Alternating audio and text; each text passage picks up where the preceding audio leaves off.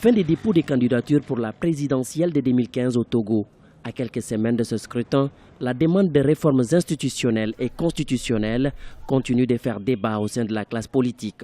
Selon le président du parti de Togolais, Alberto Olympio, il n'est pas question de prendre part à l'élection dans ces conditions. Accroché à la transparence, Alberto Olympio considère que l'audit du fichier électoral est une condition nécessaire pour l'organisation d'une élection présidentielle fiable au Togo. Il ne doit pas avoir d'élection au Togo, ni aujourd'hui, ni demain, ni dans 20 ans, si ce n'est pas dans la transparence la plus totale.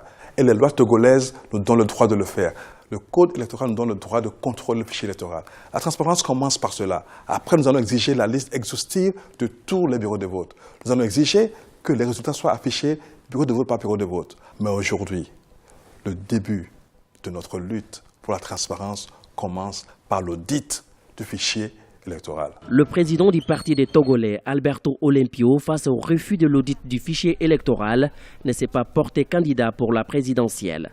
L'ancien candidat déclaré appelle au respect de l'accord politique global signé en 2006. Nous devons faire tomber la trappe à pauvreté, c'est-à-dire régler les problèmes d'éducation, les problèmes de santé, les problèmes d'alimentation, les problèmes d'emploi.